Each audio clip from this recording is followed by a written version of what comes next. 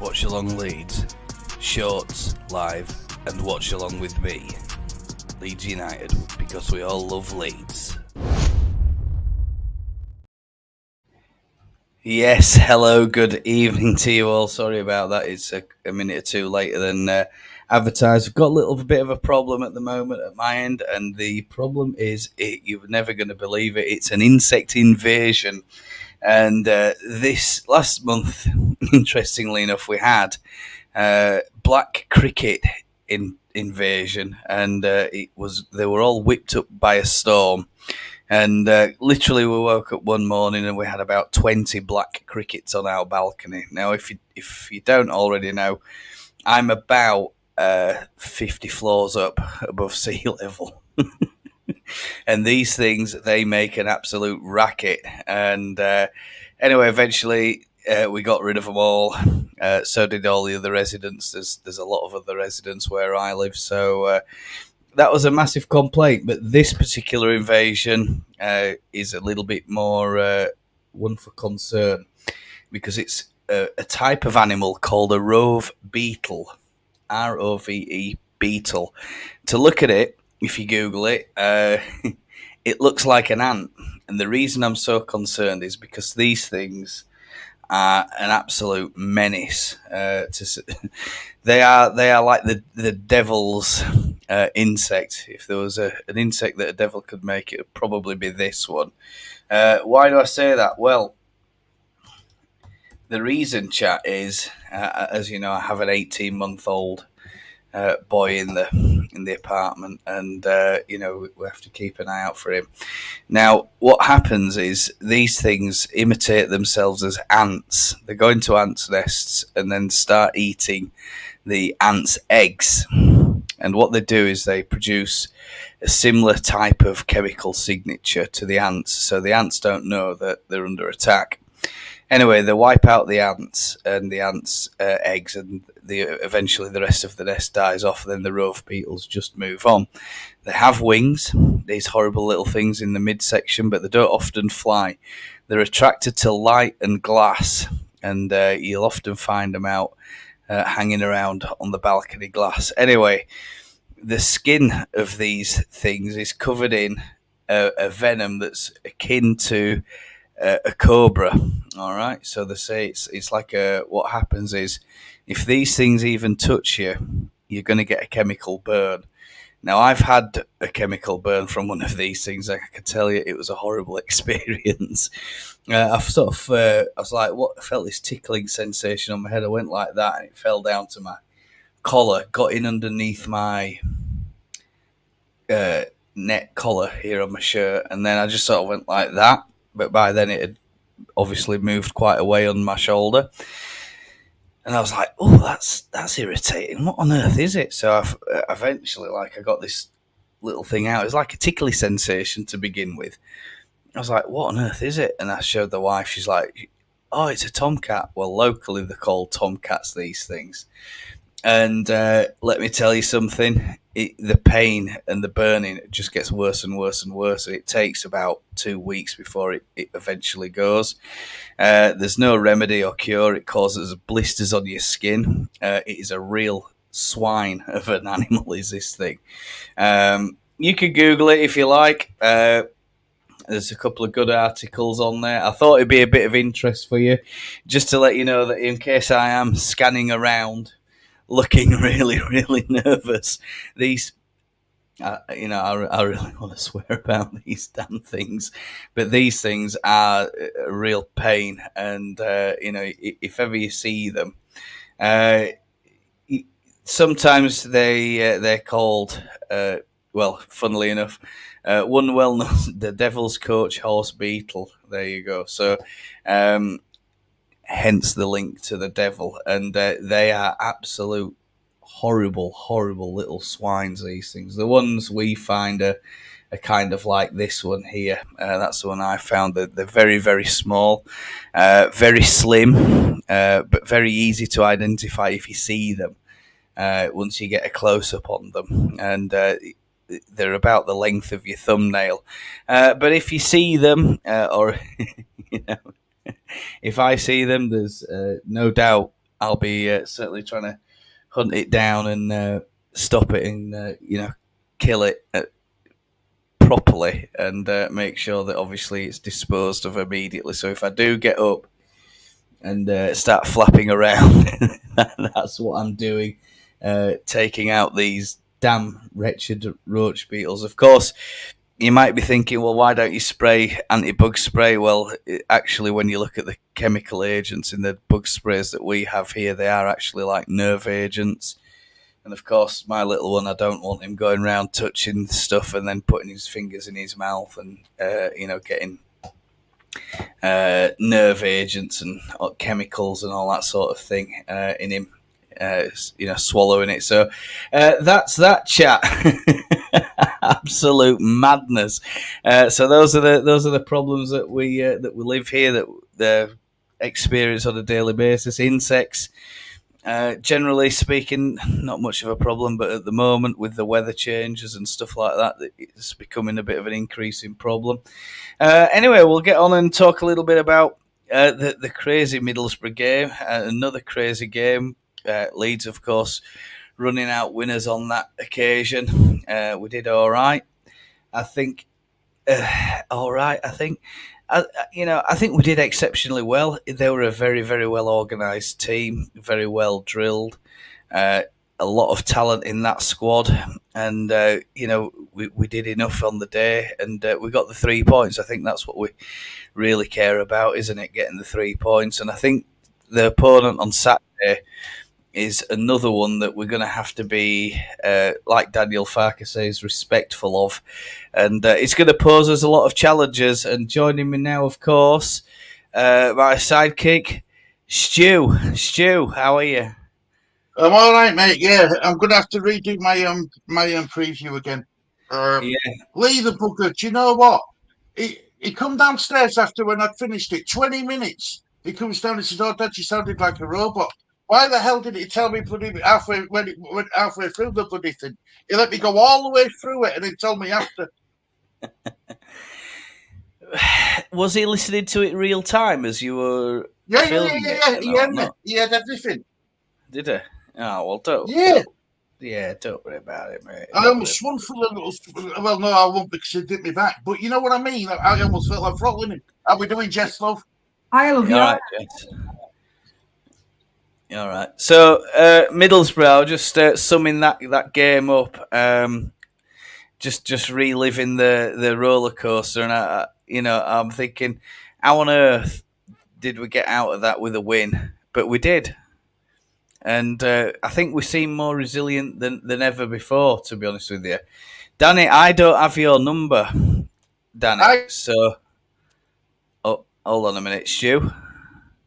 I've got his number. Have you? Yeah, I'll you can send him an forward. invite if you want. I'll You send can him an forward it invite on, now. mate. If you want, yeah, go right ahead. More the merrier, to be honest with you. And I was just in Just Joe's um, reaction actually, and there's quite a few points came up there, and I mean we'll kind of touch on those, but not too much. I don't think. But then again, everybody's got an opinion, so let's see how we get on. So I just want to talk about that Middlesbrough game. We're all over and done with it. Any final thoughts, or did you learn anything more after that game? I'll start with Jess. I think overall it was a good performance, but we must start on the front foot. We need to not concede first. We need to be scoring first, because you never know if we can't always rely on we're going to score 2 or 3. I think Leeds midfield, I think he could just do with a freshen up. I think Ampadu was looking a bit tired. But overall, we won. We got the 3 points, and I suppose that's all that matters. We just need to keep chasing, because Blackburn will be a test for Leeds. Even everybody thinks, oh, we're going to go there and smash them. They've got some good players. I think we need to be very wary. I think we need to start on the front foot and score first at Ewood Park. Yeah, I think so too. I think we're. I think if some people on you're looking around and stuff that we're going to go and smash them, we're going to this, we're going to that, and I think on a few occasions we've kind of ridden our luck. We got we've been a little bit lucky in the last few games. I think we've there's that Meslier thing, we'll talk about him in a bit, because that's kind of got my goat a little bit, to be honest with you, about Ilian. But we'll go on to that in a minute. Stu, what did you learn about that Boro game, mate? Have you got any other thoughts about it? Where do we go wrong and where do we go from here next? Where we go wrong for me, Gary, is the opening 10 minutes of games. It's too frantic for me. You know, it's all guns blazing going forward, but we forget about defending at the back. You know, and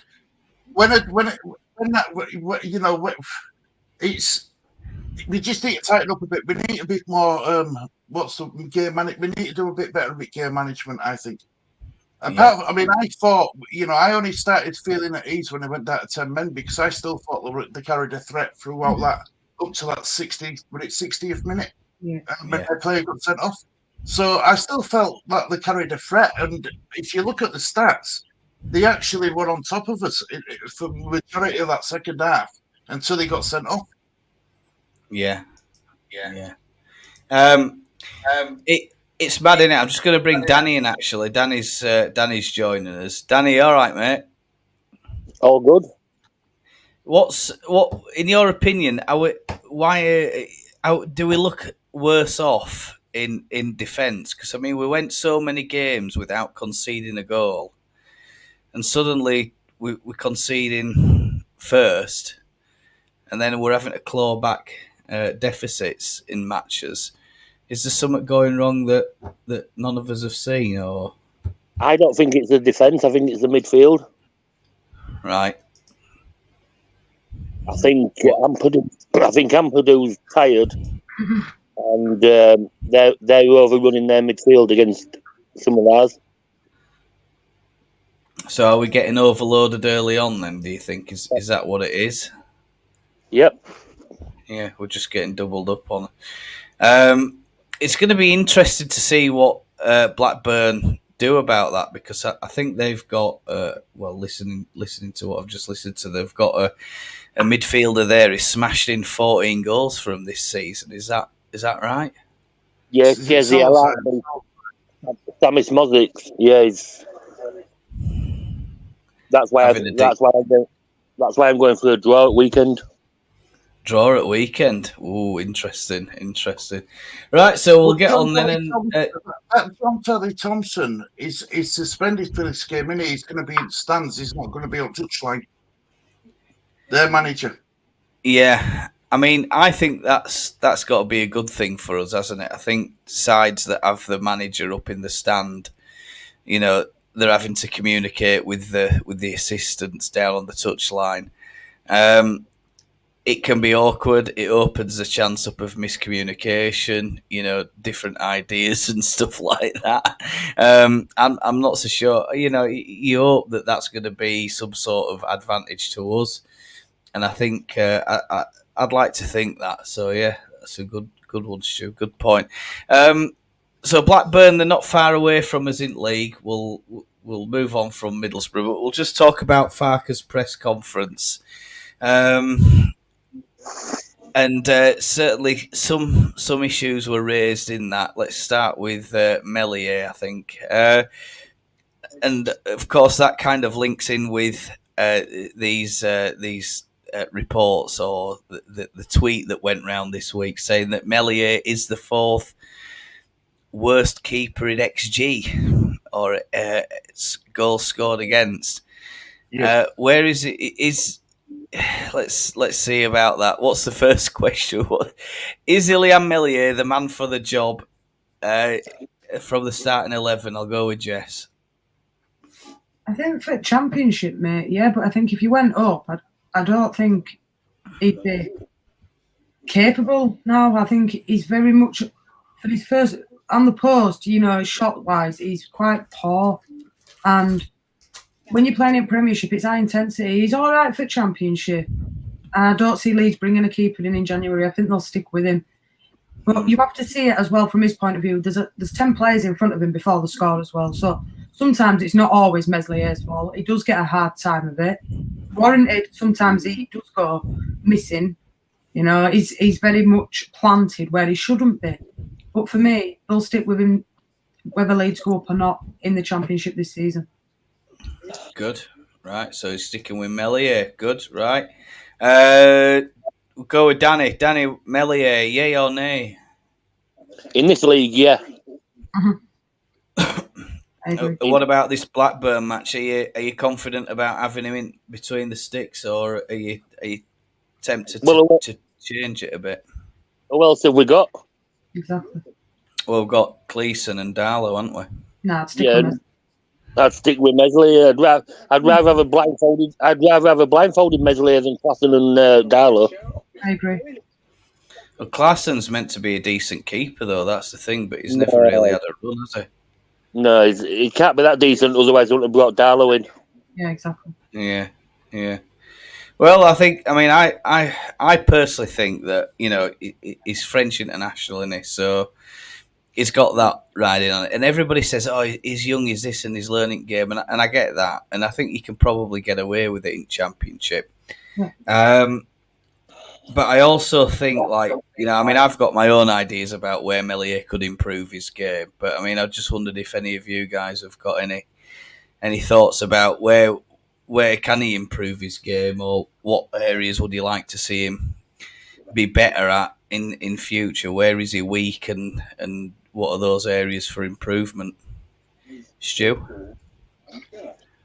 Well, we've just brought up the stat about Meslier having the fourth worst XG in stats, right? I'll give you another stat, right? This is to counteract that.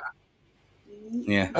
Vicario for Tottenham, been absolutely fantastic, been really, really good and everything. Would you say for Spurs? Yeah. Well, for what I've seen, yeah.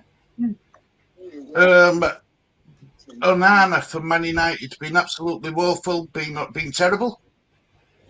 Yeah. Onana, second on list as best goalkeeper. Yeah, well, I was going to say, if you look at the stats, Vicario's letting 20 goals this season. Onana's let 17 goals in this season. Yeah. So, you see what I'm saying? It doesn't. What I'm trying to say is, your eye test tells you something different. My eye test with Meslier is since that bit of a problem he had at the end of last season, where everyone thought his head was turned. I think he's improved massively since then. I really do. I think the only problem with Meslier, and he's got time to learn this, is his positioning. Yeah. Near post. That is it. If you go on one-on-one shot stopping, 9 times out of 10 he's pretty good. Yeah. He is pretty good at one-on-one. So, look, if you'd have asked me at the end of last season, I would have said, no, get rid of Meslier, he's no good, he's done. But this season, I don't think it's apart from when he got lobbed, when he come out to edge 18 yard, when he come out between 18-yard box, I don't think he's done an awful lot wrong this season, to be honest. I think, like Jess touched on, we've got 4 defenders. We've got 2 holding midfielders in pivot as well. That's 6 players, and they're still getting through to have one-on-ones with Meslier. Yeah, but your defence starts on the front, doesn't it? So it's actually the strikers it starts with, and then it goes. That's kind of why we're playing such an attacking style, domineering style of football. You look at the stats, and in most games we're dominating the play, we're dominating the possession. The opponent struggles getting the ball off us, and when they do, we're very, very quick to recover it and retain possession on average. And I think, like anything else, isn't it? You look at it's that position that is goalkeeper, and it's all right saying that getting beat at the near post, and I understand that. I'm one of those, and I agree with it. But I think that goal where he did get beat against Middlesboro, I don't think there'd have been any goalkeeper to have stopped that effort. I agree. In that, because it was it was a shot that was it with quite a lot of venom, and it was probably a bit blindsided with it. I think perhaps with the bodies in front of him and stuff like that. And but are these stats the be all and end all? I'm not so sure they are. I mean, I love stats as much as the next person does. Some fans can't deal with them. And people say, well, you're running games on stats, and I think Joe was talking about different stats about Blackburn and all the rest of it. And I was like, bloody hell, Farke must have said something in press conference. I didn't quite catch all of it, so I'm a little bit foggy on that, shall I say? So we'll just quickly run chat and just see how we're getting on. We'll go from. We can see Inky's been in afternoon. Inky, afternoon, Adam. Danny as well. Where's my invitation? Well, we sorted that out. Afternoon, some afternoon, and we get down to is it Evie? I think. Mm-hmm. Thanks for that, Inky. Yeah, of course we're just trying to get settled in and get everything cracking. Afternoon, great to see Jess live. Yeah, Jess has joined us a couple of times now, Evie. So and Danny, I think it's your first time with us, isn't it, on this channel? Yeah. Yeah. So welcome along, mate. Hope you're enjoying it, and if you want to chime in without, just let us know. Just go right ahead. Be fine. As a touchline ban for Saturday's match against Leeds due to be set off against Sheffield Wednesday. Yeah, we were just discussing that, I think. So yeah, if we sold Meslier, we'd have to put a sell-on clause on because Sod's law would massively improve if he left us. Well, this is the thing, isn't it? It probably, if he went, I don't. But you see, didn't he come out and say something along the lines of he wanted to stay at Leeds and he was disappointed that we were relegated? Something along the lines of Somerville, and he wanted to try and fight for his place at Leeds. Do I recall Meslier saying something along those lines? So good on him, probably holding his hands up, saying, yeah, probably not had the best of seasons. But I think a lot of the players under those circumstances, with all those changes going around upstairs, and with the management situation, the management merry-go-round, shall we call it, it's probably had a mental effect on them. I think perhaps more than perhaps than we realise. It's a lonely place being a goalkeeper, Hey? It's a lonely place being a goalkeeper. You're either a hero or you're a zero. I played 20 years as a goalkeeper at Sunday League. It is a bad place to be. I was never quite tall enough to touch the crossbar, even if I jumped and got some bloody step ladders. I don't know. I mean, I think like anything else, isn't it? It's that position where if there's an error or a slip, it's just so noticeable. And I think what's the worst goalkeeping calamity you can remember in out of all the years watching football, Danny? Me. What can I? Oh, I can remember Gavis break. Yeah. Throwing the ball in, more or less. Yeah, that were a howler, that, wasn't it? Jess? Yeah. For me, probably beach ball at Sunderland with Liverpool and Pepe Reina, where it hit the beach ball and went in. Yeah. Oh God, that were an howler, that, wasn't it? Stu? The goal, what were never given, where I think it were what were he called? Andy. He were a Man United goalkeeper. It went clearly over the line. He got lobbed and he made himself look silly. It went over the line, but it was never given, and the ball was clearly over the line. Who was that then? What year? Can you remember? I can't remember. Oh God, you're going back 1990 somewhere. Man United. Andy, I can't even think of a keeper. But anyway, worst one for me, I think. Michael, wasn't it? Michael with 90s, and then before that we had Jim Layton and all them lot. Can't remember his name. He come on, he was a substitute keeper. He wanted the first team. He wanted the first choice, but he went over his head and it went into back at net. I remember it, but he scooped it out, and it was never given, and it was a goal. was Les Seal. It wasn't Les Seal, was it? I can't remember what his name was, but I remember. I can see him. I can picture him Yeah. in my head now. Jet black hair, swept back. No. No. I'll find out who it is while we talk. While we're talking, I'll find out who he is. Go for it, Stu. Get some. He's bugging me now. I think the worst one that I remember ever seeing is it were Villa. I can't remember who they were playing. I'm struggling to remember his name. Was it Enkelman? And it were a throw-in, and his own player threw the ball back to him, and ball's literally just trickling along, and he goes to kick this ball. He completely fucking misses it and it rolls in.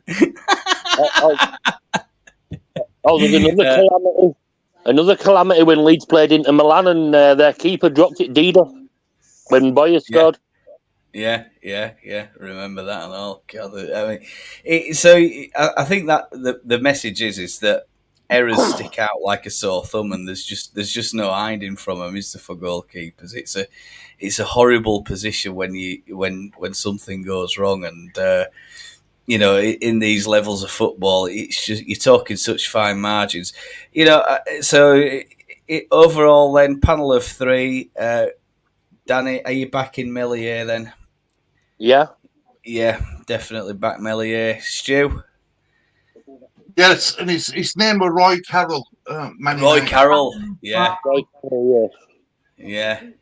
I mean, I had to go to page 3. Page 1 and 2 were full of banana mistakes. He's racking them up, isn't he? Onana. He's going to have a collection. He's going to have Danny Dyer with who did them? Danny Barker won it with own goals and gaffs. He can do a video just on Onana this season. He's been unbelievable, that guy. But I mean, Man United got rid of. They had. I mean, there were talk about him coming back, weren't there? In January, because he goes to African Cup of Nations, doesn't he, Onana? Newcastle looking at him now. Yeah, are they? God, yeah, because he didn't Nick Pope 4 months out, so they're looking at getting him in. I was reading that other day. Yeah. Who did Newcastle? What, sorry? De Gea's going to Newcastle. Yeah, I'm just saying, Newcastle. De Gea to Newcastle. I mean, it sounds to me like he's on a big pay. He'll be on a big payday for that, won't he, De Gea? But I mean, he's Golden Glove winner last season, and Man United got rid of him, and Man United fans were absolutely berating him, and I'm like, well, hang on a minute. There's the FA Cup final, and I don't think there's much he could have done about that. Probably caught a little bit cold, but overall, in a season, he's the best performing keeper in the Premier League, and they just sacked him off. I just, bizarre, isn't it? I feel a bit sorry for Meslier, but let's back him. Let's hope that he, I think if we could develop his game, positioning, I mean, catching as well. We talked about that in Watch Along a few times, haven't we? How many goalkeepers nowadays catch a ball? Well, they don't, do they? No. But this isn't a new phenomenon. It's been going on for years, since the influx of European and foreign players. That the style over there is a lot different to what we were used to seeing, which is keepers regularly catching the ball and stuff like that. I mean, I think the thing is, when we all talk about Schmeichel, don't we? And Schmeichel's ball distribution was just, unbelievable back in the day. But times change, and that's it. Huh? Is anyone surprised that Kasper Schmeichel didn't end up going to Man United? No, I don't think I am, actually. I don't think he was good enough. I agree. And he's actually not the same sort of stature as his dad in terms of his overall height. I don't think he's quite a bit shorter. Peter Schmeichel is stand next. I mean, I stood next to him, absolute mountain of a guy, and he was sat in West Stand, and we were watching. We were watching a Leeds match, and obviously he's come to Elland Road to watch Kasper play, and we're sat 3 rows behind him. Unbelievable. I know that feeling, Gary. I'm a short ass. De Gea made some howlers at the beginning of last season for scum, but he's still miles better. I think he is. Yeah, I think he's a better keeper. But we'll try and keep on with the Leeds one. Let's back Meslier. Let's hope that his game continues to develop. We'll go with Stu. Stu, you could do a bit of commenting, mate. Go on, off you go. I would have preferred Robles had he stayed at Leeds. In Leeds, his last 4 matches under Big Sam, when Ilan was dropped, Robles showed he was more commanding the penalty area, a more solid keeper. Michael says, Yeah, he seemed quite a decent keeper for us, didn't he? But like anything else, innit, the merry-go-round just meant that he was out the door, I think. Where's he gone, Robles? Any ideas? Yeah, he's gone to Saudi Arabia, second division side. Yeah. Perfect place for a payday, Danny. I mean, if someone offers me, 3 times my salary to work in Saudi Arabia, mate, I'm not playing. I'm fucking there, mate. He's gone to Robbie Fowler's team, hasn't he? Yeah. Eh? It's not Robbie Fowler, though. Is it Robbie Fowler's team? Yeah, they've sacked Robbie Fowler now. Have they? Yeah. He won 5 games and drawn 2 on the sacked him. Yeah, it didn't even look that bad. Brutal. Absolutely brutal. Yeah, I mean, I'd be on the plane to Saudi if anybody wants to in Saudi Arabia wants English teach. No, I'll put out the advertisement. Yeah, there we go. Stu, off you go, mate.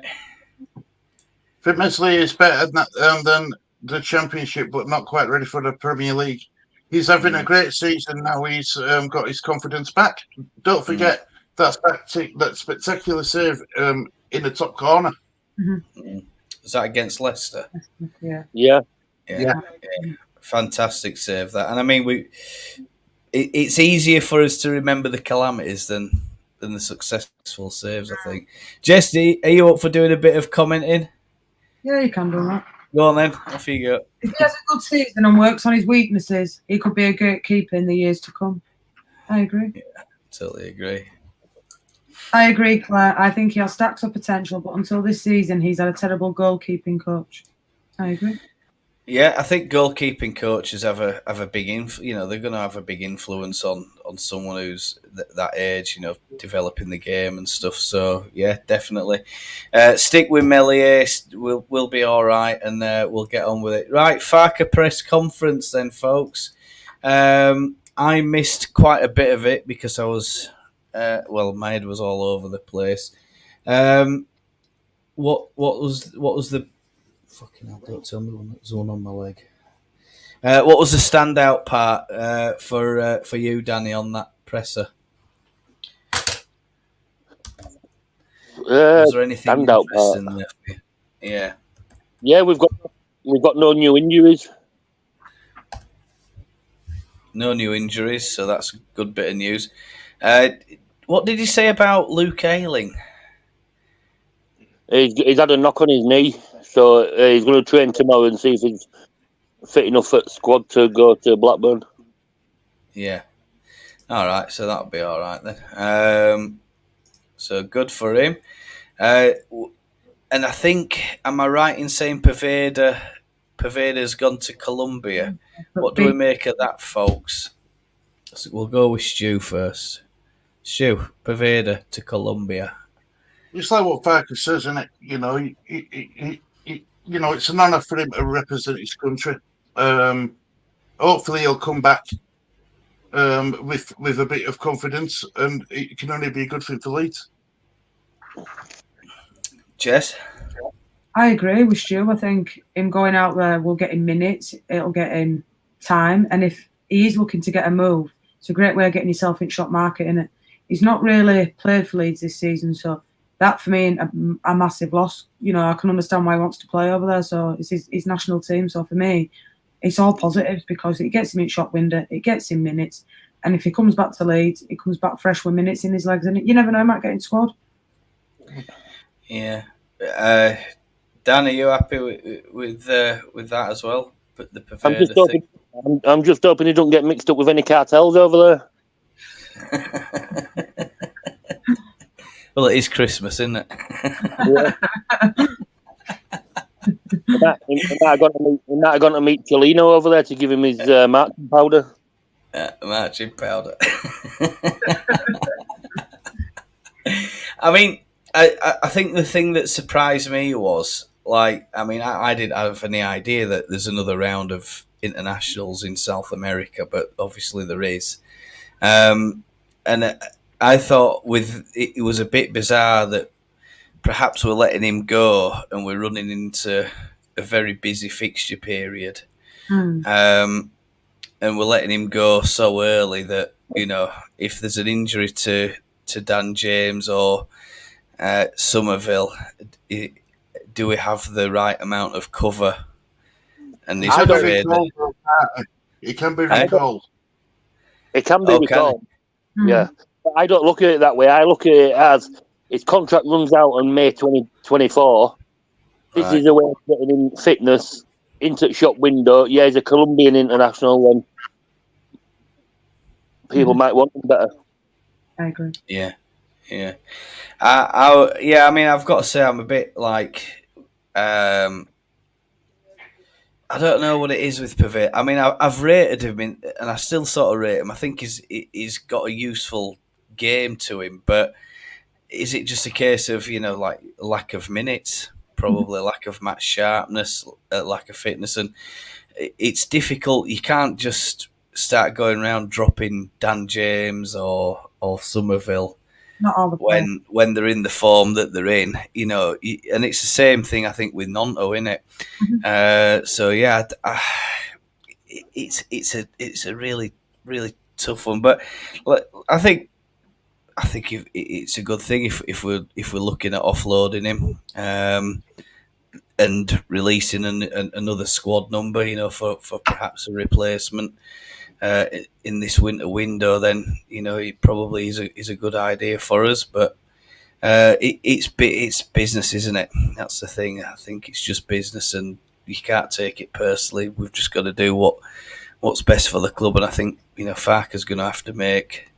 It's like anything, innit? He's going to have to make some decisions, and people aren't going to be happy about it if they're affected. So there we go. Right, Gnonto and Rodon, the whole conundrum this week about Rodon and Gnonto. Stu, how would you handle that bit of business? And what's your opinions on that? Well, look, start with Gnonto. I think it's very difficult to dislodge Dan James just to play him. I don't think Dan James has done anything wrong. I think he's been brilliant for us this season. And as for Rodon, I mean, he is what he is, isn't he? Is it, what you see is what you get. So would you? The idea was floated around this week that Daniel Levy's putting the price up on Rodon pretty much every other week, and it's now estimated to be about 25 million. And there's rumours going around of a Gnonto swap deal. Would you be tempted to take that deal and get rid of offload Gnonto to Spurs? Well, let's be honest. We need a centre back, don't we? And he has hit ground running. Gnonto, to be fair to him, he's only getting odd minutes. Would he be a big miss? No, I mean not. You know what I mean? Would he be a big miss, Gary? I mean, I don't think he would be. Up to press, he hasn't been. Dan? Me, I think if we're going to do a swap, I'd want Rodon and Jed Spence in that deal. 2 for 1. Yeah, it's either that. If we're going to swap Rodon for Gnonto, Spurs are going to have to give us some money as well. Because I see Rodon around about 10 to 15 million. Yeah. So I see Jed Spence around about 5 million. So 20 million. See you later, Gnonto. Yeah. Are we going to have a Ben White situation again come end of season? Because he's done nothing wrong at Leeds, has he? He's been outstanding for Leeds. You can't knock him. I don't think he's had a bad game. I think they were unlucky with that sending off at all. I think he's been outstanding for you. And I think when Willie Gnonto ain't even playing, is it going to be a massive loss? No, I'd rather have Rodon myself. But you've got to look at it this way. With all the injuries that Spurs have had at centre-back, Exactly. right, why haven't they called Rodon back? He can't be that he can't. Will he do it in the Premiership? That's the thing. Mm. Otherwise, Spurs wouldn't have let him go if he was good enough. Mm. But he never got a fair chance at Spurs, though, Danny. Mm-hmm. Yeah, I know, but with all the injuries that they've had, you know what I mean? If you think to yourself, am I going to get injuries? You'd have kept Rodon, wouldn't you, if he were good enough? I don't think he'll have been that good enough at Premiership, to be honest. If we go up, I'd want somebody else. Fair enough. Right, interesting. So, Who would you have, Danny? Would you like to see come in, though, if you did get promoted? I don't know. I'd probably go for. I think Cabango at Swansea is a better defender than Rodon. The defender I'd love to see in a Leeds United shirt, and he's an old school defender, like Anderson from Crystal Palace. Yeah. As in my dream team, he is. But they didn't do the business the other day, did the Palace? They got turned over, didn't they? Yeah, 3-0 to Bournemouth, was it? But 2-0, wasn't it? Was it 2-0? 2-3-0. 2-0 against Bournemouth, and he did score. I think it was a worldly goal because I put him in and he scored. I think he scored against Man United or something like that. It was a 20-yard volley, absolute screamer from edge at 18-yard box. So yeah, I mean he's definitely a possibility, isn't he? But this transfer window, you know. I think last week Farke was talking about it being a real quiet one. There's not going to be much happening. And this week, all of a sudden, we're talking about, well, we're going to offload Gnonto, we're going to have Rodon. Spurs should throw Spence in the deal. And then there's no cash involvement and, we'll be all right. But perhaps that's that. I think we've got 2 spare squad numbers, if I remember rightly, haven't we? So, 2 loan spots we've got. So, and Angus Kinnear said on an interview that he did that's what we'll be going for, loan. We won't be going spending. It'll be loan if we get anybody. Yeah. Are you happy with all these, loans and stuff like that? I mean, doesn't it not make you question about player motivation and stuff? Is it any lesser for a loan player than it is for a transferred in player? We'll start with Jess on this one. I mean, I think Leeds are looking at it more from a promotion point of view by bringing loan deals in because there's no guarantee Leeds will go up. Fingers crossed they do, don't get me wrong. But if you start signing players in January on deals, there's a bit of an issue there. So I think playing it safe probably is the right thing for Leeds. But it does worry me if, say, Somerville gets injured, Reuter get injured, because then there's not a lot on that bench for me that could come in. I think me personally, I'd bring another striker in and definitely a left back. That's my personal opinion. Yeah. Where are you with strikers then, Jess? If we could just give you the magic checkbook and you could go out and buy anyone you want, who would you have? Who would be the first signing for Jess? If I personally had my way, I'd like Mo Salah at Leeds, but that is never going to happen. But somebody like Brereton Diaz, who they have been rumoured with, would be a very good loan signing for Leeds. He proved at Blackburn that he can. He plays for his national team, and I think if you've got him on loan, I think that'd be an astute signing. I think he would be good for Leeds. You worry then with Bamford. What's happening with Bamford then? Does he go out on loan? Does he stay? Is he going to get played? It's a difficult one, isn't it? Yeah, I mean, I was watching that Just Joe, and I saw you commenting about sending Bamford out on a loan, and I found that quite an interesting comment. I think that's what that was you that wrote that. Yeah, I said send him out on loan, maybe just to get his confidence back and get him playing and used to playing 90 minutes. I mean, everybody criticises him in certain respects, but when you come on as a substitute for 15, 20 minutes, it's very hard to get into the game and do something as a striker. You know, so I think for me, a loan deal, get him out, get some confidence built, get him scoring some goals, and who knows, he could go back to that Patrick Bamford of 3-4 years ago. But at the minute, I think it's a very hostile thing with Bamford as well. You know, you've got half that love him, half that really hate him and don't want him there. Maybe a loan deal would be best for both parties, and then Leeds bring another striker in. Yeah. Danny, what about yourself, mate? Any desires on who would you sign as a striker, and what's your take on Bamford? I'll start on the Bamford one first. Everybody hates him because he played last season and missed them goals, but it was at 70% fitness, and if we'd have scored them goals, we'd have still gone down on goal difference anyway. But it wouldn't have made a difference. Plus, which striker would I go for?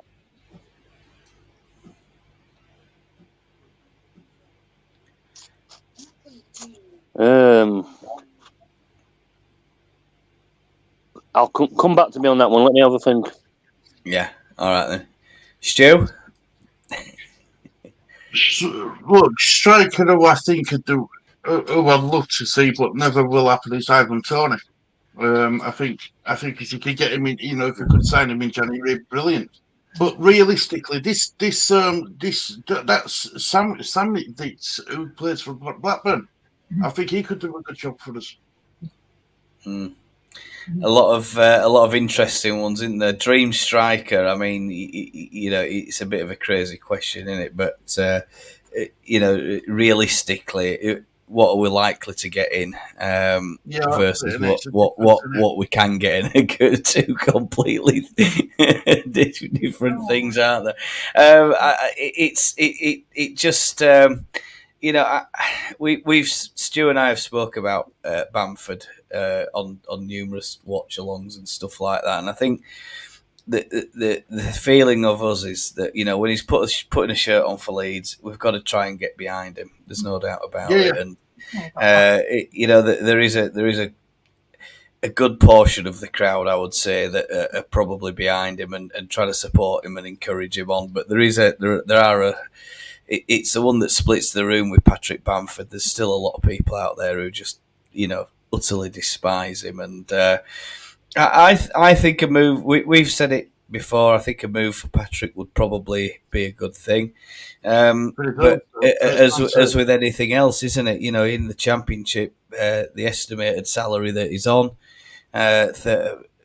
approximately 35 grand a week. You know, that's in the Championship. That is big money, I think. And is there anybody likely to fork that out for him in Championship? I'm not so sure. So then you're looking at a move overseas. Again, with the recent goal scoring record, it probably looks like we're going to be stuck with Patrick Bamford. I don't see him going anywhere anytime soon. But for his own well-being, I think, and his own chance to start afresh, you know, start a clean slate, and, you know, really get in and prove himself, a move would probably be a good thing for him. I mean, we said it before, and I said, you know, someone like perhaps a Luton, maybe struggling with goals. I think they got pipped by Arsenal, didn't they, the other night? Did 4-3. Luton 4-3, but you know, someone, but in previous games they've really struggled getting goals. So, you know, I said that'd probably be an ideal place for him, somewhere like that. Maybe a Bournemouth, Everton. You know, just something that'll give him a fresh start, a fresh break. Stu, are you all right running? Do you want to run chat on this one? Yeah, mate. Where are we? There's quite a bit in here by the look of it. I'm not so sure where we are. I think the problem with James and hang on, right. I think we're there. Right. Stuck in traffic. Go. I wish we'll be back on from next week. Yeah, good one. Yeah, the problem is if James Somerville or Rutter is injured, then Gnonto is the ideal replacement. I won't be letting Gnonto go in any deal unless it's for both Rodon and Spence or silly money. Yeah, absolutely. I'll go with that. Great chat, guys. Thank you very much, Leeds Angels. Danny, your turn to do too. Easy. I agree, Jess. Good. 100% Jess get a blooming left back. Let get a left back. Mark B's in 100% with Jess. Jess, your turn. I agree, Two Jeff. apiece. You agree with yourself. I agree with myself. Just put him with Klopp for us. Jürgen. Yeah. Talk that Bournemouth might recall Anthony due to lack of game time, like Arsenal did with Edin Nketiah, depending on his loan deal. Mark says Bamford not going anywhere and we need a striker. Both things can be true. So a couple of new chatters coming in here. Eva Holmes or Brian Evie. We didn't win a game Bamford scored in last season. I didn't know that. That's a good stat, isn't it, for the pub quiz? Yes, Bamford on loan him out. Says Leeds Angels. Stu.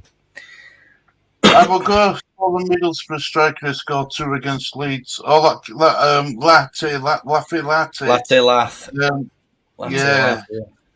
Last weekend, Emmanuel Latte could do with swap with him and Greenwood or Cresswell. He looks pretty decent. Good pace.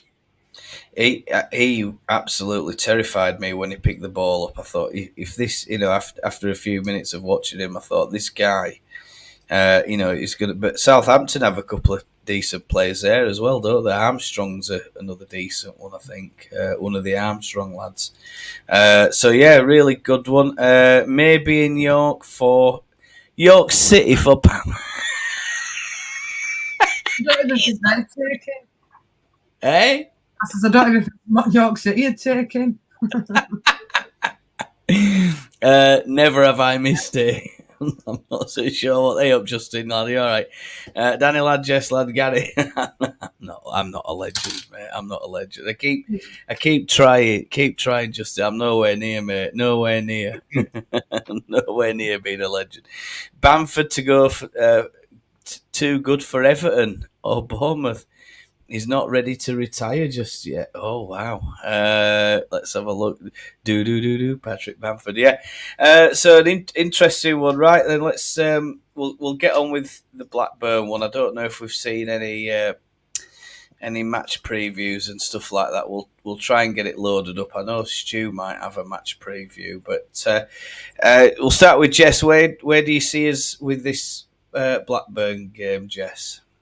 I think Blackburn, a bit like Leeds, play on counter-attack. So I think we must start off the press, make sure that we score first, because we just don't want to be coming from behind. That Samodix, he's a worry. He's a good player. So Leeds midfield need to be on it. We can't be drifting and letting that space, because he will threaten and he will kill you. Need to be tight. Ampadu does look a bit tight, but hopefully with this week where they haven't played, they've recharged the batteries a little bit, and hopefully Leeds can start on the front foot, because that's what we all want, from scoring goals and getting it. We don't want it where it's 3-2 and it's nervous and it's twitchy. We just want to be going in 2 or 3-0 up, and I'm not saying then we can relax, but we can just ease. We just need to be on it on Saturday. We really do. Yeah, it's right. Here we go. Now I don't know what's going on here, folks, but we're just going to have a little look at. It is loaded apparently, so I don't know. Let's get sliding in there and we'll have a little look. This, folks, is the everybody. Hello, yeah. So this is the Blackburn sheet. This is the intel for this be something that Farke will be looking at. He talks a lot about XGs and stats and stuff like that. Only 3 games have they not scored a goal this season, versus Plymouth, Coventry, and Swansea. But on average, they're they score at least 1 goal, don't they? And most they got in a game was 4, and that was against QPR, and then again. So they've done that twice. Birmingham. So they are capable of getting goals. In the white zone, this is the championship average. Blue zones are are what they're operating at. So possession, they're higher than average. Field tilts, higher than average. Shots, higher than average. And again, goals, as the league tells us, higher than average. So it's going to be an interesting match. Is this one? Sorry, someone speaking? No, it's all right. We're talking. Sorry, mate. Yeah, go ahead. Yeah, go for it. League position expected points 10. SPR 35. Average age is about similar to us, I think, isn't it? And I think they finished just outside playoffs again last season. This season, of course, it's always a different kettle of fish, isn't it? Stu, you've seen some stats there as well. Is there anything that stuck out to you while I just try and load up the second bit? Yeah, well, basically, well, they're in seventh out. They're currently 7th. They're 10 points behind us, Gary. Yeah, they're 10 points behind us in table. But if you look at a lot of the stats what me and Lee looked at, there isn't a right lot between us. There isn't a right lot between us at all. I think this is going to be a close. I think it's going to be a close run game. But again, sorry, go on. Stats can be misleading. Yeah, well, definitely. I mean, we don't sit there and watch a football match for 90 minutes comparing, hoping for stats, do we? And sit there talking about stats. I'm just trying to load that up. Danny, where are you at with this match? Are you seeing it? How do you call it, mate? What's your overriding thoughts? I'm calling a draw 2-2. 2-2. Any idea about first scorer? Yep, first goal scorer, Sam Byram from a corner. All right, an unusual one there. So let's try and get that up on the screen. I am trying to share this screen. Hang on, it's changed. Bloody hell! Right. I'm only going 2-2 because that Smodic threatens the hell out of me. Yeah, all right, that's fair enough. Right, there we go. I think that's it there, chat. So let's. I'll just try and bring that up. So, Stu, can you tell me, mate? Is that sharing now or not? No, not at the moment. It's coming up now. Someone's trying to load his thing going round it. Is it? Yeah, maybe. Yeah, no, his internet bills. He must be up to date, Lee. It's a bit quick this time. My internet, but I'll tell you, I'm just getting robbed blind here, mate. I get absolutely robbed blind for internet. Has it loaded? Tell me it's loaded. Yes, thank God for that. God, that took some bloody time, didn't it? Hey, Christ. Right, so on average, then, as we've already said, heat maps are very, very similar in their appearances. XD is 0.74 for Leeds, 0.05 for Blackburn. XDG, a GD should I say, 0.23, 1.01 for Leeds. Expected goals per shot is exactly the same, chap. XDG. So that XG, expected goals per shot, is 0.11. Points, Leeds, of course, we know we're running at 2 points per game. They're about 1.5. Expected points, again, Leeds 2.04. So on average, we are scoring higher in the amount of points that we're getting at the moment. Smodics, is this the one that we're talking about? Yeah. Is that how we pronounce it? I mean, this XG is huge compared even to Somerville. 10.14 versus 6.94 for Somerville. Leonard, I think the consolation for us is if we can stop this guy, it sounds to me like we've got half a chance because on average we've got higher XGs, all right, compared with the rest of their team. Leonard is the next at 3.30. Dolan 2.43. Peru and Rutte, of course, we can see 6.84, 6.40. So this is the non-penalty XG. That's the expected goal threat. All right. They are, let's have a look. 1, 2, 3, 4, 5, 6. 6 wins in the last, what's that? 6 wins in the last 10, I think, by the look of that for Blackburn. Us, we're doing a little bit better, of course. We've got 1 loss, 1 draw in the last 10 and 8 wins. So, it's all to play for. It's going to be another, I think it's, I hate to say it, chat, get your warfarin ready, get your blood pressure machines ready. And hold on tight, strap in, because Leeds United are playing on Saturday, and it's the lunchtime kickoff at Ewood Park. And honestly, it's going to be another. I think it's going to be another roller coaster. We're in a away kit as well. We haven't won it all this year in a away kit. No, if we're in that away kit, how superstitious are you, Danny? Is that a big, is that a big thing or what? Is it just all in everybody's head or what? Well, I don't know if it's in my head or not, but we've won more games in his white kit. So what does that tell you? Fact, innit? Stu? Yeah. I think it. Yeah, I act superstitious. I don't like that, but if you're playing in that kit, away kit, it's not doing us any good, is it? I'd just change it to Shearer. Just try and change it. I'd change the kit. I would.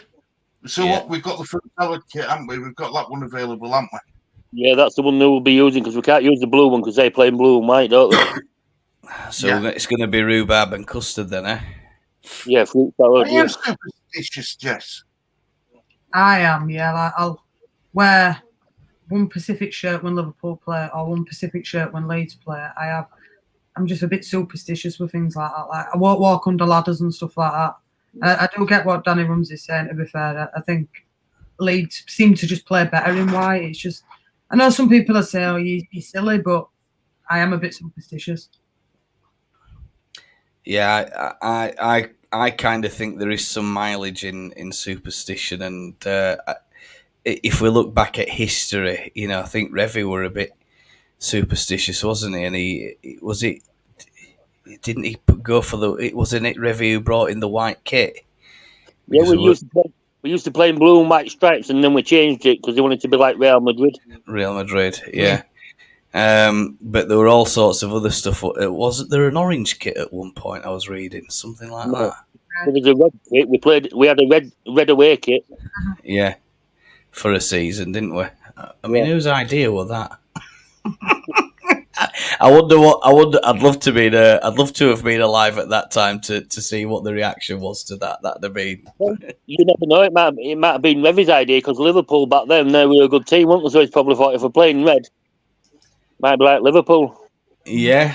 I mean, there is that. That's a good bit of analogy, mate. Yeah, there he is. Yeah, so perfect. Right, we'll just run a bit of chat and then we'll.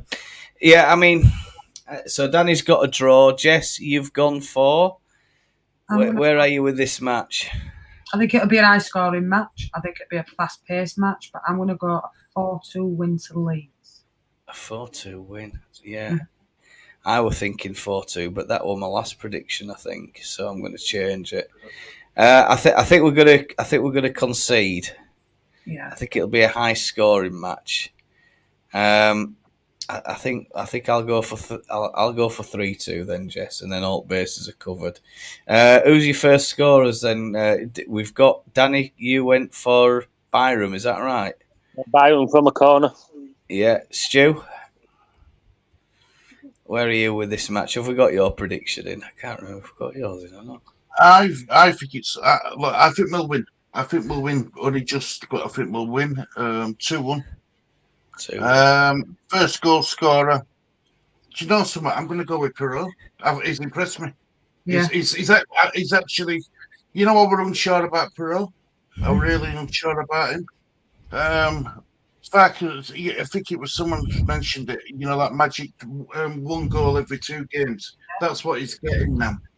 So he's slowly turning me to be on his side. Let's put it that way. I was a bit unsure about him, but I think Boro might get first goal.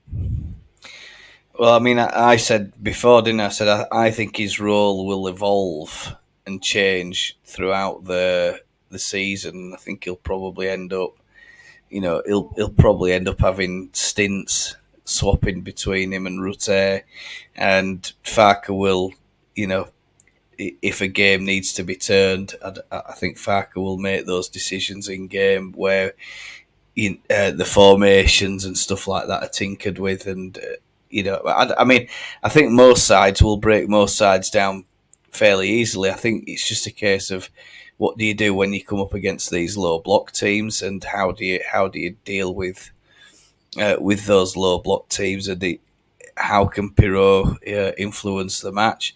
So yeah, I mean, I like Pirot. I think he's going to be great for us. War of the Roses, yeah. Move Archie in or Kamara. Hang on a minute, I missed that there. What happened there? Ampadu being a touch off. Yeah, hang on a minute. We'll go back there. I'll come to you in a minute, Justin. Just a second. Ampadu's been a touch off, in my opinion. Agreed. Jess midfield key on Saturday. Yeah, I think this week rest has hopefully done us good, and I hope they haven't been overworked during that time. I like that. Move Archie in Kamara. Right. Okay. Actually, yeah, I like that idea. Yeah. I'd like to see Jed Spence start on Saturday himself. Yeah. If he starts Spence, so let's. I mean, I wish we had some sort. There is some sort of graphic, but it take me too long to set it all up and set it all up for it. Everybody's saying put Archie in for Ampadu or Archie in for Kamara. Archie's more the replacement for Kamara, and Gruever's more the replacement for Ampadu because defensive midfielders. Yeah. Didn't realise it's the TDT. Missed you up there, fella. Yeah, all right. Yeah, all right. Not a lot of people know who I am. Are you a celebrity? I don't know. I won't go that far. But you know. I don't know. I love doing this. It's great. We have more fans than they do. 7,000 Leeds fans plus going down to Ewood Park, showing Blackburn out to fill a ground. I think there's going to be quite a few more than. It's nice that they've given us that amount of seats. Yeah, to say how many they've given us on Tuesday, it's quite nice what Blackburn have done. To be fair. Yeah, I think so. There could have been buggers and just give us minimal allocation, couldn't have? But they haven't. They've given us a fair bit more. Yeah, so that's a really good allocation for us. Is that I think that Leeds will fill those seats. I think my brother's going as well, so that'll be no doubt. We'll have a live match report. Leeds win 4-3. Justin, nice one. My brother's got agree with Stu. A lot to be agreed with. We'll just run this chat very quickly. I think we're we're not just about there. Surely we'll see Spence. That's a really good point, though. Why aren't we seeing him? Because Archie's playing better football. I won't kick Archie out of right back now. Jed Spencer's got to fight to get back into that team. He's got to move to get Archie out, not the other way around. You can't just move Archie out away and say, "I know you start now." You've got to work to get his place. And I don't think Archie's done anything wrong. I think he's been absolutely outstanding players. He was brilliant money for his last match. Kamara could play with Archie Graylow, Danny. Do you think it could work? Just to give Ampadu a rest? No, I don't think it would work because they're both good. The Archie and Kamara are both more midfielders going forward than what they are. Yeah, good point. Yeah. A lot to be said. So, yeah, I mean, everybody's got a difference of opinion, haven't they? That's the good thing about it. Brentford was the last time we won in an away kit. Yeah, I seem to remember that stat. We need to win in it so we break that curse. Evie, I totally agree. I'd love to see that happen, but I'd rather Orange, Orange too, yeah. It's taken me a long time to load these chats, Stu, so you might have to... Can you run chat for us, buddy? It's taking ages for me to load them, mate. Leeds win. I think the computer's giving up. Again. Dan James, the Welsh scoring machine goal, the first goal. Yeah. Good shout. Yeah, who did it? Oh, I did. Yeah, hey up, Lee. All right, lad. Good up. And then I don't think I give you a prediction for the first scorer. I think I'll go for Rutter. I think Rutter's a man on fire. Is a man on fire for me. But Somerville's as good a shout as anything, isn't he? Rutter. He's having a storming season, isn't he? Yeah, I'll go for Rutter. Why not? If Rutter could score goals, he wouldn't be in our team. Mm-hmm. He'd be somewhere like Real Madrid. I agree. His shots are weak as hell. He needs to just practice shooting. He needs to spend time just on the field at a net, just practicing shooting. Because if he had that quality to win spot on, he would not be there. Did anybody see that video that came out this week at the EFL Challenge? And it was Peru and Gnonto. Yeah. I think Peru needs to practice his volleying. Yeah. If I remember rightly. Some good goals there. Good video to watch. Good bit of fun. Only thing that I think is that we need to protect Archie. If Spence gets injured, he ain't our problem long term. Yeah, that's the thing, isn't it? What do you do? Do you risk it, or do you? Archie's going to need a rest like anybody else, isn't he? And I think he needs to protect him. Archie can defend, though he could sit. That's why he's so good at right back. I know he's been absolutely brilliant. He was brilliant for us last match. When you look back at highlights, and they targeted him, did Middlesbrough, by the sound of it, and by half time, according to what I've read, the commentators from the Middlesbrough side of it were, we need to go have a go at Archie Gray and blah blah blah. He's a young kid and he won't know what's hit him and blah blah blah. And by the half time, they were singing his praises. So what are we going to do with this Archie Gray? Brilliant performance from him. So yeah, bugger him. Brilliant player is Archie. Didn't I see another bit of gossip about someone's going to come in big for Archie Gray? It's going to be 40 million, and we're going to. Scouts there watching him this season. Hey, Liverpool have had scouts watching him this season, along with Dortmund and a few teams. And I don't think he'd leave you. I really don't. I think because of his family history, and that, I still think he'd stay with you next season if he didn't go. I think he's that loyal. Danny, do you think Archie Gray would leave Leeds before he's 20? I think Archie Gray's here till he's about 25, 30. I agree. I hope so, Dan. It'd be nice to have a player who's actually come through ranks and stayed with us. I think he wants to actually stay till his brother comes in, Harry, and they both play together. He'll be a future captain, Archie Gray at Leeds. He's one of your next captains coming up. He's outstanding. For such a young man, the head on his hand, he's got for the twist, the turn, the movement, the pivot. He's a real. Are you too happy with Stroke being as captain? I think Strout's come back too early. Mm-hmm. I agree. I think so. Last couple of games hasn't been spot on. He's come back. No. I think he's come back 2-3 weeks earlier, Stroke.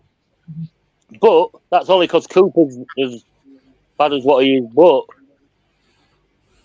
I'd have played Cresswell, but Farke doesn't seem to like Cresswell. I like Cresswell. I think he's played well for England. He just doesn't have a sniff, has he, Danny? And I don't understand why. I think he's a decent player.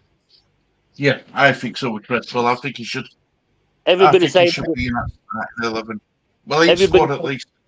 Everybody saying we need this left foot or right foot defence. Rodon plays left centre back for Wales. Mm-hmm. So Rodon can play the left centre back. If you're going to stick Cresswell in there, stick him in. I mean, the performances that I remember seeing Creswell play, it was fantastic for us, and I feel really sorry for him because he's just getting like Jess says, just not getting a sniffing starting 11. But you see, with Strauch playing as well as what he has done before the injury, even now with the suspicion that he probably isn't 100% right. And I mean, we were told a couple of weeks ago it was a double hernia operation, and we were all expecting, I said it's going to be New Year before we see him again, and then lo and behold, within sort of 10 days, is coming up, starting off the bench, and I'm like, how the hell is? I don't know if Farke's just, if he's blowing it all out of proportion, or he's just trying to keep the opponent guessing or what, but I'm beginning to see some sort of inaccuracies with what's actually happened versus what's being reported with Strauch, and I'm a bit like, if he is that badly, you can't be playing him off the bench, and if he isn't as bad as what you say, why are you just starting him anyway? So I'd like to have seen Creswell appear for us, but we talked again in watch along. We had a cracking player there. Leif Davis left us. We didn't look after him. Goes and gets Ipswich Player of the Month, and he's starting to pick up, all sorts of interest from other clubs and stuff. Disappointed that we let him go. The next time you see Cresswell will be against Peterborough in FA Cup. Mm-hmm. Yeah, I think so. That's with Jed Spence as well. I think next time Jed Spence plays will be FA Cup game. Do you not think that Danny playing that same 11 with what's coming up over the busy period could be a bit like roadkill, not just mixing it up a little bit, giving players a rest? You can't. I think Farke's that 11 that he plays is probably his best 11, and I don't see him really tweaking it. But sometimes, like for me with substitutions with Farke, you go down to 10 men Middlesbrough. Me, I'd have changed it then and brought somebody on. I think sometimes it can be a little bit late, his substitutions for me. His substitutions are too late, but like we saw against Stoke, like we saw against Southampton, makes too many changes. Our players don't know what they're doing. True.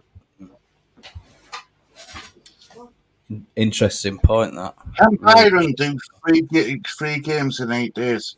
Can he actually handle 3 games in a week? Because Farke already said before he couldn't. So then, well, if he can't, we've got what is it to sit there, haven't we? He can play left back. What's his name? Shackleton. Shackleton. Yeah. Furpo. He'll come on and break his toenail. Another one that divides the room. But it's like all this with Bamford. Everybody, I don't want Bamford here. Out of the 4, the owner, Parag Marathi, phoned 4 players at the start of the season and asked if they'll stay, and Bamford was one of them. Yeah. Bamford, Cooper, Ayling, and somebody else it was, and they all said yeah. So people are saying things. I'd rather Bamford be here than them snakes that have left. True. Yeah. Yeah, that's a good point. Good point. Because whether you like it or not, they've been loyal. The ones that jump ship haven't. So I know the criticism he gets sometimes, but when he puts that Leeds shirt on, you have to back him because he has been loyal. Yeah. I agree with that. I think even Furpo, right? Whether you like him or love him, he wears that white shirt, crosses that white line. You've got to back him. You've got to. You won't be a true Leeds United fan if you didn't back a player in a white shirt. Nah. His time's up at Leeds, or do you think he might have a January move, Furpo? Yeah, well, definitely, yeah.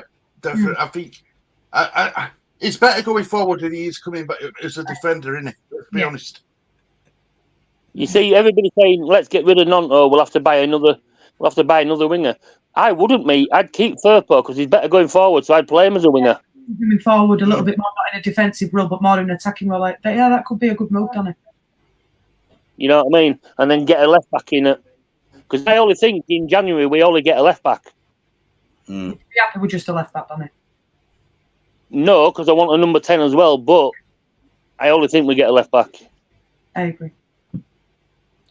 100%, man. 100%. There's a lot of permutations, isn't there? That's the word, isn't it? There's a lot of different things we can do, isn't there? But and the time it takes to sign players, it'll only be one player anyway.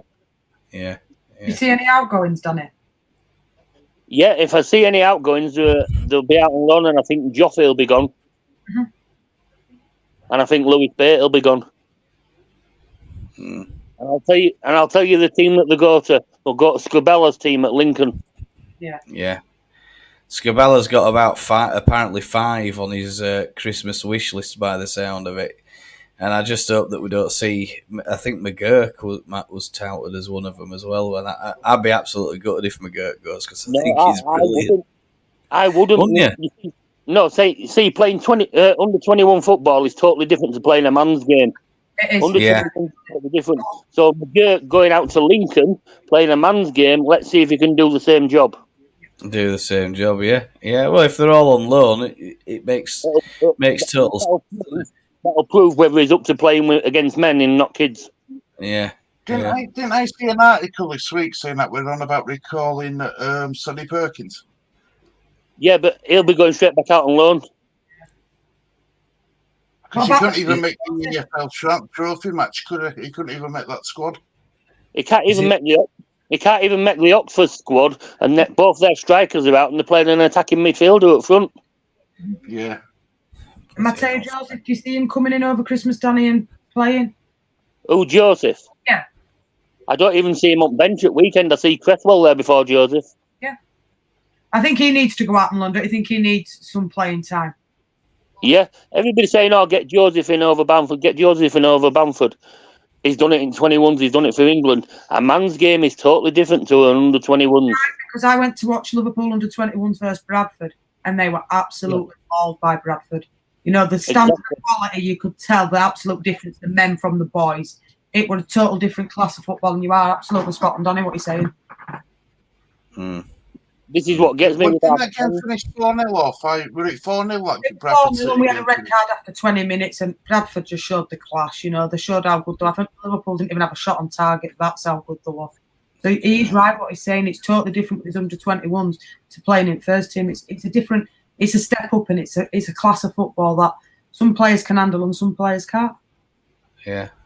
And I think this white shirt gets to a lot of them more than what it does what you'd expect. Right. This white shirt has more power than a lot of them than all else. Yeah. Some good points there, mate. I mean, I think people don't really understand or perhaps forget just how big a step up it is going into a first team, championship team over that under 21s. It must be. It is a bigger step up. It's going to be more physically demanding. But people will look back at that and say, well, we put Milner in at 16-year-old, Smithy, and all these other youngsters back in the day and all this sort of stuff. But the football's a different world at the moment. It's compared to what it was. And perhaps there isn't enough protection for these younger players. So this is the thing with Archie Gray, isn't it? When he played in Perth, I think, and he got nobbled by McGinn. It's you've got to protect these younger players, but try them out in a.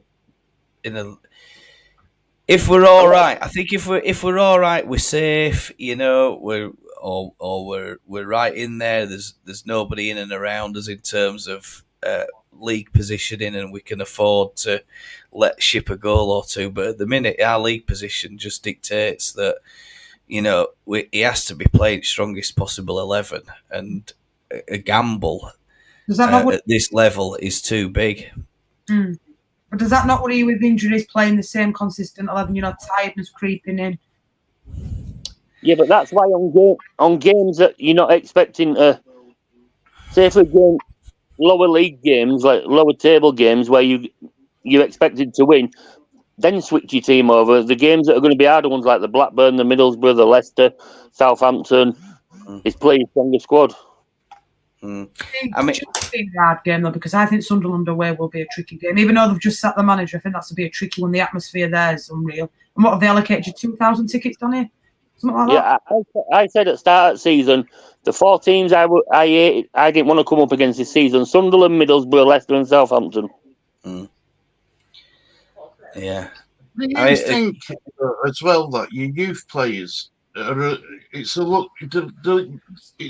luxury to be able to bring one of them on? They're like luxury, especially if you're in the top like Premier League. Bringing on a youth player is a luxury. Yeah, but what I mean, a luxury player. Looking at it this way with the youth team, right? Everybody's saying, well, they've give Archie a go. What they don't realise is Marcelo Bielsa brought Archie in to sit with the squad. He never played. He come in, got him used to the first team. It's all right saying, I'll bring Joseph in, he played one FA Cup game against Cardiff. Yeah. Putting him on the bench. He's not used to the atmosphere. He's not used to, you know what I mean, being with the first team. Okay. So, you know what I mean? It's like everybody, Bamford missed that penalty against Stoke. Should have given it to Somerville. What happens if Somerville had missed? Exactly, you're right there. Then we would have been saying, why did Bamford take it? Yeah, exactly. You can't win, can you? Whatever you do, you can't win. You know what I mean? It's a poison chalice, isn't it? Yeah. There's no winning. I mean, Pirot, although that penalty that Pirot took was a good penalty, it was a close run thing, that penalty, and keeper was there. It was just the power that took it beyond the keeper, but it wasn't far from being a save, wasn't that? With a left-footed player, you always know which way they're going to go on a penalty. Yeah. They're always going to go to the keeper's right. Where with a right-footed player, can put it both directions. It's a little bit more unpredictable. Right, I'll run some chat, and we'll just see where we are, because there's apart from the shorter chats, I think that's the so behave, leave my Paddy alone. Damn right, Justin, getting his pension whilst cruising on his mobility scooter. What have we missed here? Even just give us a sec. Stu, I think you're going to have to take over, because it's just taking me too long to load these blooming chats. It's about 3 up from there. Go ahead. Yeah, I agree with Jess. I think says Gary knows what Leeds means. I missed that. Sorry, Stu. Right. So I saw Gary Perot lobbing 6-inch passes into Willie's headers. Yeah. I saw that 50 shots William Perot had. That thing you were on about, that EFL thing. Yeah. Everyone leaves Leeds if the money's right. Yeah, I agree.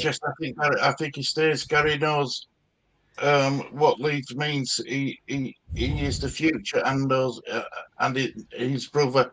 2 greats on the pitch will be. That's his dream. Yeah. It'd be crazy if that happens. Harry keeps getting on the score sheet as well, by the look of it. So keep seeing his name popping up. Yeah, it's 14-year-old playing for under 18s. Yeah, that's good. Yeah, doing the business. Bamford is still here, Justin. Bam. Yeah, we'll always be here. Bamford will always be here. Yeah. Bamford will be here for the rest of his 2.5-year contract. Nobody's going to buy him. I agree, Dominic. I think it's just put up and shut up now, and you're just going to have to deal with the fact that he's going to be. He's very rarely going to start, but when he does come off at bench, you're just going to have to back him. Yeah. And to be honest, Bamford's come on more this season and done more than Pirot in most games. His hold-up play's fantastic, Bamford. I think it's just confidence with him, nervousness. I think once Bamford scores, it'll be tough. Yes, so do I. I think he'll have a flurry of goals, and I think he just needs that first one. I mean, I said this on press conference. I mean, look, I always say, you back your players. Got to back your players. All right to criticise your players, but back your players. If Bamford scored 5 goals in the next 5 games, I still think the the fan base, the ones who are anti-Bamford now, will be anti-Bamford then. I just Yeah, think but I they've been don't- the mind up, and it's I just, don't I think get they're that. too quick to judge. A lot of these people on these streams and that, oh, don't want Bamford, don't want Bamford. But when they're at the game, they're all cheering for Bamford like the rest of them do. I agree. Football's fickle, isn't it, Danny? You know what I mean? They're all singing his name in stands, but when they're on podcasts and shit like that, they're all, oh, no, shit, it's crap. I don't think and I don't think he's crap. I just think he needs that break, that first goal, just to break the ice, break the confidence. And I think he'll flurry them, but I think sometimes he gets a hard time of it more than some other players at Leeds does, Bamford. Yeah, That they were relegated. It were 11 players on that pitch while Leeds got relegated and stuff going behind the scenes. You can't just say, oh, because we missed that penalty, we got relegated. No, it's not the case. I think we have to back him now. And I hope, for his sake, he does bang one in sooner rather than later for him. I really do. Not only that, that one-on-one, that a couple of one-on-ones that Puro's had, a couple of one-on-ones that Rutter have had. If that had been Bamford, they'd have been calling for his head. I agree with that.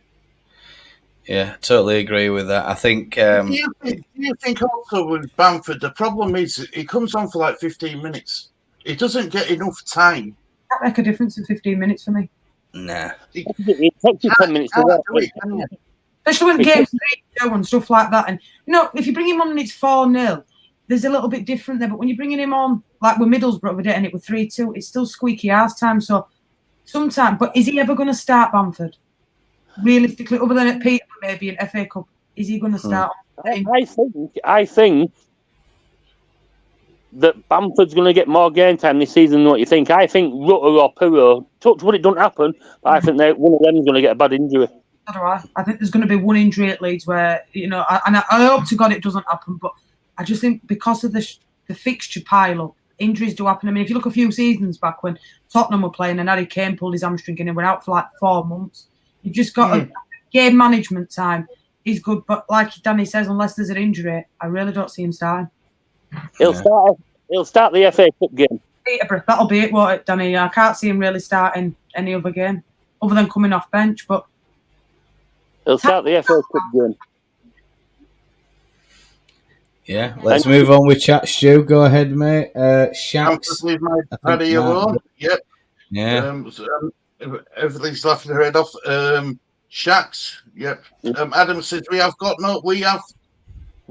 can we have no Bamford on, please? Because he never does nothing. He don't get the minutes to do it, really, sometimes. I think he does get a bit of an hard time.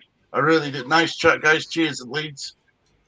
The last time Farke tried to change the lineup against Stoke, they lost.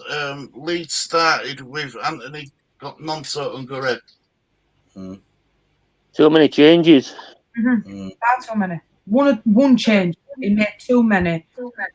And Leeds, I wouldn't say the struggles on that night because they did have plenty of opportunities to score. They missed a penalty. It was just unfortunate that what happened. It probably should have been a draw that game, but it happens in football. Liverpool went to Luton and drew 1-1. It does happen. Yeah, everybody has an off day, don't they? It's just human, the way it is. Like fixture pile up in December, Leeds might not always play the best attacking football. They might only win 1-0 because of the intensity of what goes on in December. But even if they just claw 1-0 wins till January and they're set up in top 2, who's complaining? Yeah, that's it. I mean, Leicester have had a couple. We've had a couple of 1-goal victories. Leicester have had a couple of 1-goal victories. Ipswich. Everybody's dropping points in this league. Points are going to get leaked all over. You're not going to win every game, and you're not going to win it. You're certainly not going to win by 3 or 4 goals. You're certainly not going to, give everybody a Huddersfield-style pounding every single match. And I think going back to a point raised earlier, some people say, "Oh, why didn't we just go and absolutely smash 8, 9, 10 goals past Huddersfield when we were this, we were that?" Like, yeah, because you get to half time, you're 4-0 up or whatever it is. Then that's the perfect opportunity to take off a couple of your key performers and give them a rest because you don't want them getting an injury in the second half. You're going to cruise. Don't you think a little bit when you're 4-0 up? You think, well, I can take Rutter off, I can take some of those off, and that changes the game. And sometimes when you do make changes, it doesn't always work. It just makes it a little bit flat. Yeah. All right. It flattened it off, and it made it. It didn't make it an entertaining spectacle, but you're preserving the players. You preserve the players at all costs because you're gonna need them. There's no point risking them and thinking, oh, hang on a minute, Rutte's breaking through and he gets a clobbering off a frustrated defender, or there's a bit of to dos at midfield or whatever. I've got a question for you all. I've got a question for you all. Go on, Danny. This when Leeds go 1-0 up and we sit back and stop attacking, what do you think it's down to?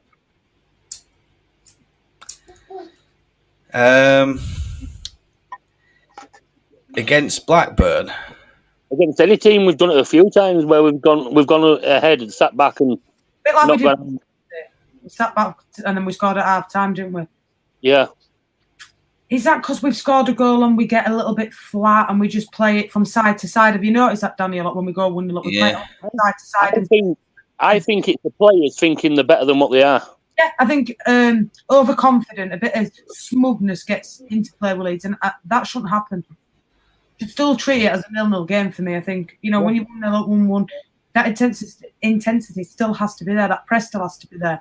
Because one break leads to one goal. You can score a goal in a second. And as we found out with Leeds in the last couple of games where they've conceded in, 3-4 minutes, we need to be on it and on fire from minute one.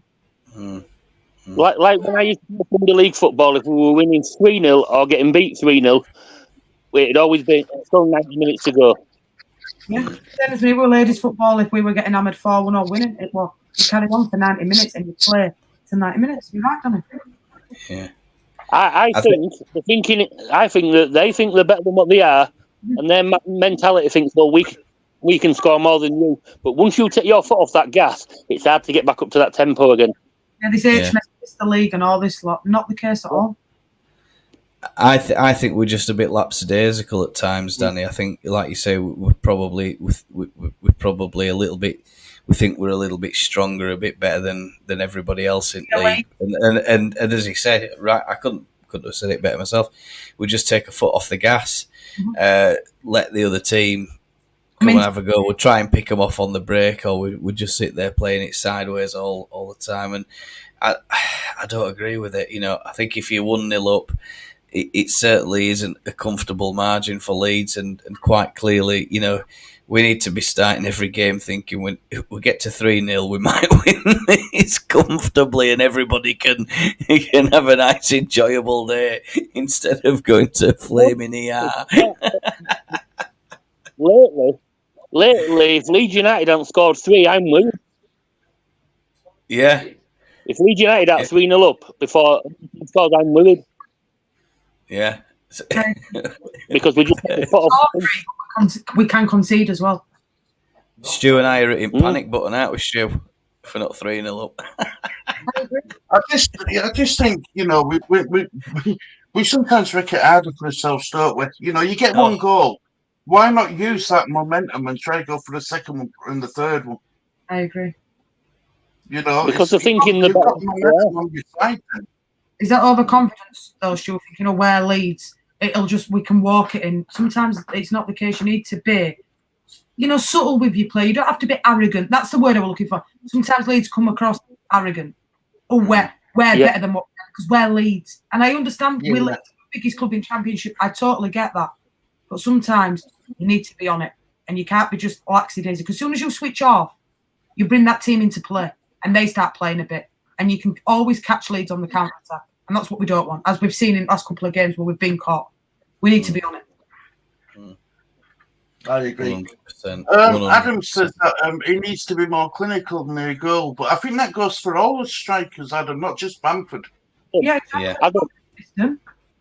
It's all right, Perot scoring 8 goals, but he's missed 12. Exactly. I agree. Yeah. He's missed a lot.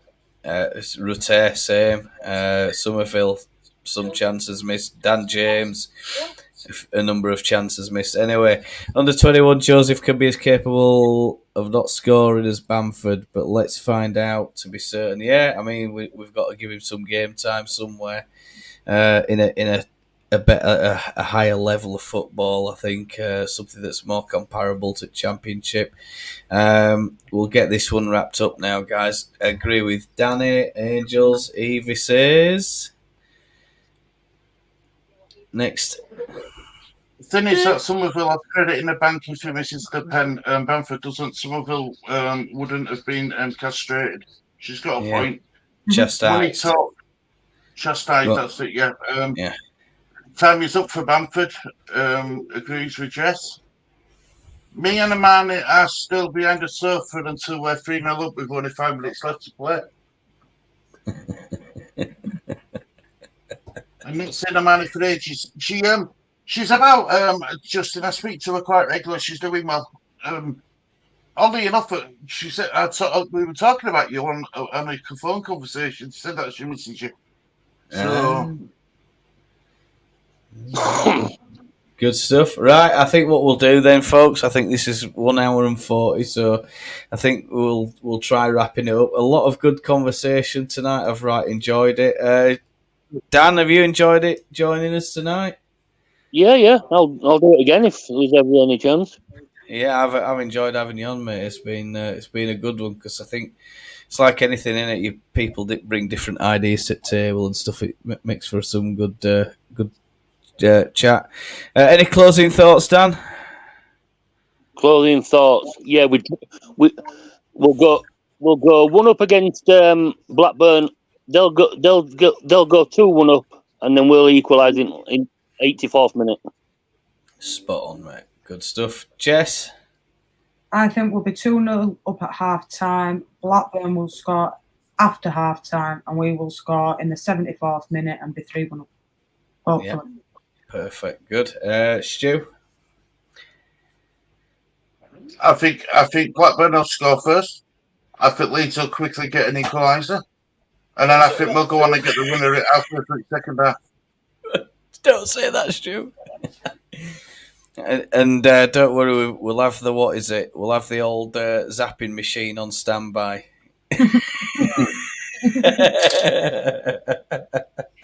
Absolutely mad, isn't it? Right, well, thank you so much for watching. I'm Gary, this is my channel, Watch Along Leeds. Joining me today, Stu from Disabled Team, Danny Rumsey, and of course, Jess. I think you all know Jess there. I think I'm going to try and remove those little thingamajigs there so everybody's name's on there. We'll try and put your handles in chat and stuff so people know where to find you guys. When I can find I'm trying to disable the banner, but I can't. Hang on. Disable the chat. Hide the chat, Stu, if you can. And then... it's not on. Oh, it is on. There. Oh, shit. What have I done there? Go back there. Yeah, that's it. So... it's the banner I'm trying to hide. I'm trying to hide the banner. It's doing something with bloody mouse. Yeah, you've done it now. Anyway. Is it? Now. Yeah, on mine it still says Meslier, right? So, but people's names aren't appearing. Are your names appearing? Yeah, they are. Yeah. Are they? Oh, perfect. Right, well, thank you so much for joining us today. And, of course, I'm going to leave a little recommendation up here. I'll put a sub button over there if you want to subscribe to the channel and you're new and you've enjoyed joining us. Thanks so much. And, of course, there'll be a watch-along on Saturday. We'll put a post out there as well. And, take care of yourselves. Have a wonderful day ahead. And roll on Saturday. Don't forget, folks, it's the early kickoff. Is it 12:30 kickoff at Ewood? Yeah. It is 12:30 kickoff. So. News will be out. Half 11 team news is out, I think. Yeah, right. Yeah. So that's perfect. So have a wonderful day. Don't work too hard. I never do, or I try not to. And we'll see you all next time. Have a good one. In a bit. Is that running? Run. Oh, computer. Right. End the stream. End the stream, please now. Is it ending? Has it stopped? No. God, that